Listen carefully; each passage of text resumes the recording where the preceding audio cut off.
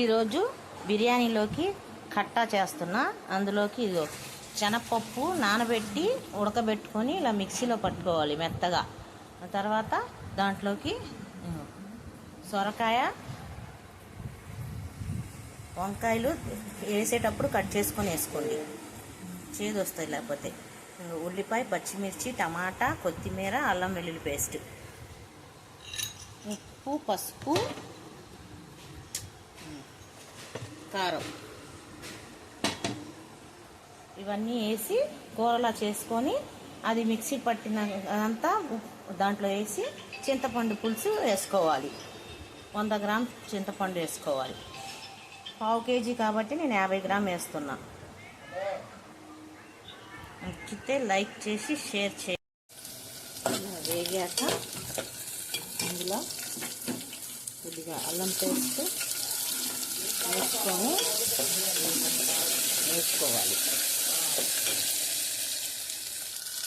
కొద్దిగా వేగాక టమాటా, కొత్తిమీర, సొరకాయ వేసేసి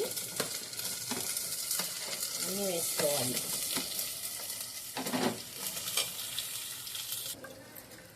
సొరకాయతో పాటు వంకాయలు ఇలా ఆ టైంలో కట్ చేసుకొని వేసుకోవాలి, లేకపోతే చేదు వస్తాయి.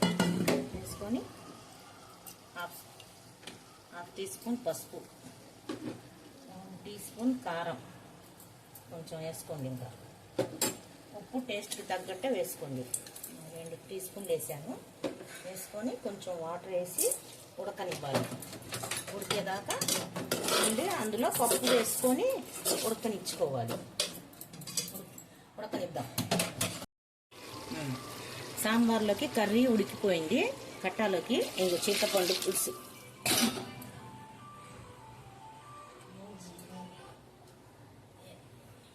మిక్సీ పట్టిన పప్పు కూడా ఇలా వేసేసుకోవాలి. దీంట్లో మిక్సీ పట్టేసి మెత్తగా ఇలా వేసి కాస్త మరగబెట్టాలి.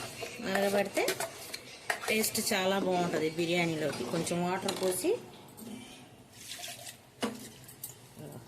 వాటర్ వేసి కడిగి దీంట్లో వేసేయండి. ఇది కాస్త మరగనివ్వండి. వాటర్ చూసుకొని పులుపు అంతా చూసుకొని వేసుకోండి. 10 మందికి సాంబార్ అన్నమాట ఇది. ఇలా వాటర్ అంతా వేసి ఉప్పు చూసుకొని మరగబెట్టేసి దింపేసుకోవడమే, అయిపోయింది.